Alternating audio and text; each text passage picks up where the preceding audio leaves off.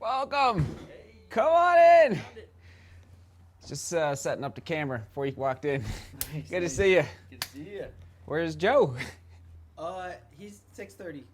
Oh, you guys drove different. Yeah. Okay. Yeah. Steve came out with me. He's gonna go back with Yeah. Joe. Got it. All right. Welcome.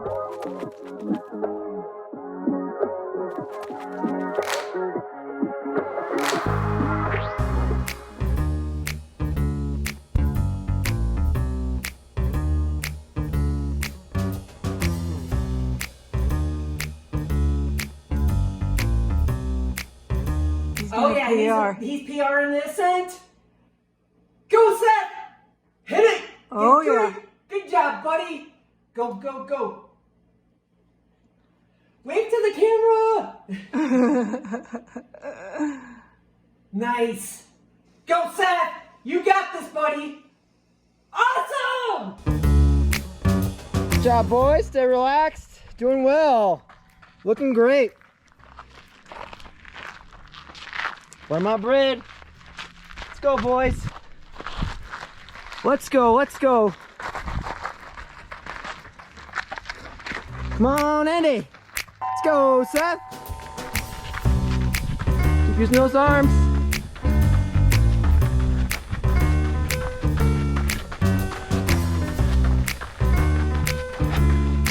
Stay relaxed.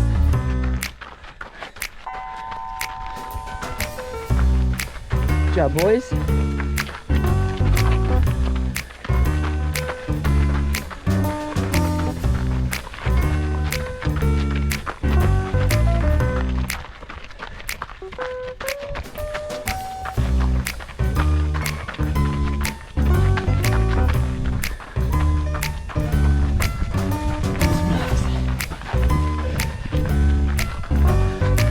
Eyes up.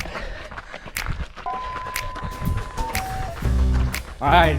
At this point in the digital age, this graph might make some of you laugh, but for now, until DGR has a graphic designer on staff, we're gonna have to work with poster board and markers, so do bear with me, but at least you get the general idea of what I'm talking about here, hopefully. So we got our volume and vertical gain built into this graph. It's a 13-week training block for Pikes Peak 2021. I'm getting ready for the marathon, not the ascent.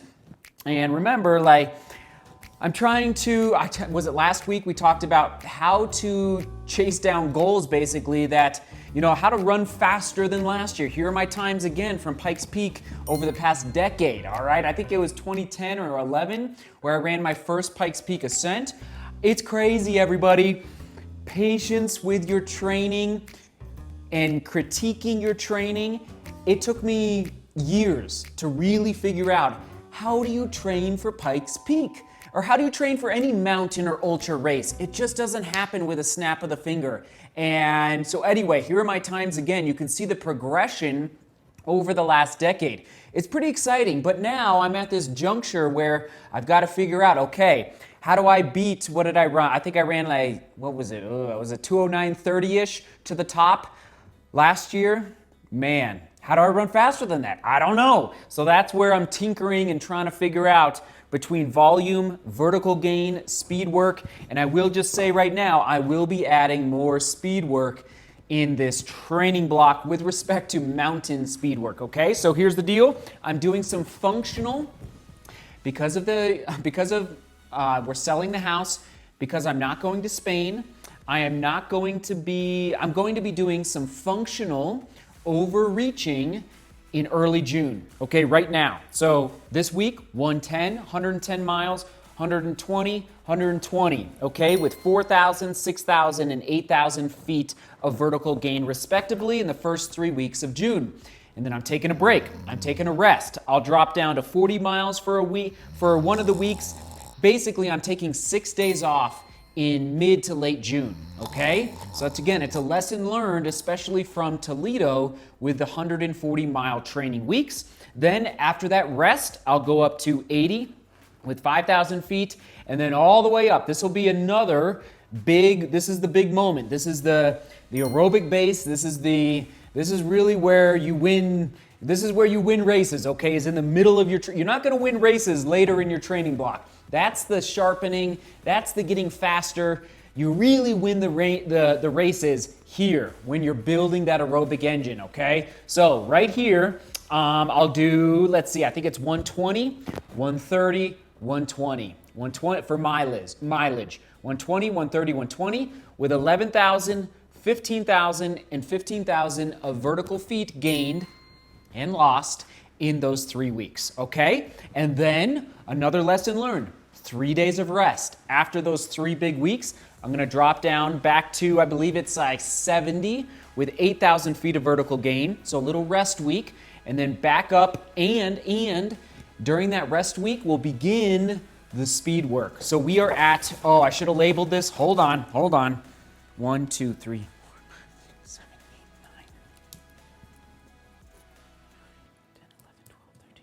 Okay, so in week 9, we'll really start this, the speed work. Now, I will be doing speed work in 7, 8, and 9, right here, but the speed work will really begin in week 9, 10, 11, 12, and then sharpening with 13, okay? So then we'll go 100, 80, 70, and then I believe it's 35, the last week leading into Pikes Peak. There's the roller coaster, Pikes Peak 2021. I did not do this last year. First of all, I gotta try and figure out how to run faster, so I'm gonna bump my volume up just a little bit, bump the vertical up just a little bit. Again, like, you can't expect to race faster if you do the exact same training as you did the previous year. It just doesn't work like that. You've got to tinker. In my opinion, you got to take calculated risks, okay? I'm all about calculated risks, especially once you build up a little bit of experience at the given distance and vertical gain, which at this point, I now have the experience of training for the Pikes Peak Marathon. One last point before we stop talking about Pikes Peak is well, first of all, I probably won't be chasing down as many FKTs this summer. As many. I will, but not as many, because last year there was no races, and so it was all about just running as fast as possible up mountains. But I'm going to do, especially in week 9, 10, 11, and 12, I'm going to be doing some very, very specific mountain speed work. I didn't really do that last year, and that's very exciting. I mean, I did a little bit, but I'm just reflecting back, and again, I'm gonna go back and analyze Strava and also last year's training log a little closer. So bottom line, you gotta switch it up, you gotta keep innovating. I'm doing the gym work now a little bit more, so just so you know, I'm adding some more leg work into my gym routine. I will get you plugged into the gym routine very, very soon. So bottom line, more speed work toward the end, much more so than last year in 2020, which is exciting. All right, comment of the day, here we go. Shout out to Jero, and listen, I could talk to you about, maybe, you know what we'll do? That's what we'll do.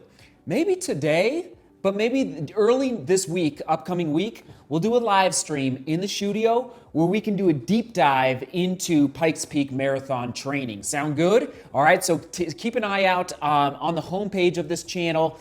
There's a playlist dedicated to live streams, and in that playlist, I will make sure to create an event today or sometime early next week to talk about Pikes Peak, because I could go on and on, as you can tell, but I gotta call the vlog there. And at comment of the day, do forgive me on the pronunciation, Jero Santano says, my biggest motivation for running on a daily basis is the peace and clarity it brings to me. I wake up every day at the crack of dawn, watch your daily vlog, thank you, and then on for a run. That's what I call life. Thank you for your dedication. Seth, man, oh, that's great to hear. And that's why I publish every day. Like, I know it's a little crazy. The scheduling is it's a lot, you know, I know that. But at the end of the day, it brings, like you said, so much peace, clarity, purpose. That's another great word, like purpose to our day. Wake up, drink coffee, or do whatever you do, and then just turn that doorknob, get out the door. I love it. I love it. Question of the day. Love this question of the day. If you could go back to your 18-year-old self and share one sentence, what would you say to your 18-year-old self? As a 35-year-old, that's almost half my life ago. Wow, what I wouldn't say to an eight. You only get one sentence though. One sentence. What would you say to your 18-year-old self? Just think. I love this one. Okay, can't wait to read your comments down below. Thanks for tuning in. Pikes Peak 2021 roller coaster in the books. We'll come back to this a lot in the next 3 months. Man, just absorbing it. Okay, right where I'm sitting, we will toss it to some Pikes Peak training last year, like some really solid Pikes Peak training last year. Right where I'm sitting, right here, right here, right here. All right, keep buttering it. Seek beauty, work hard, and love each other.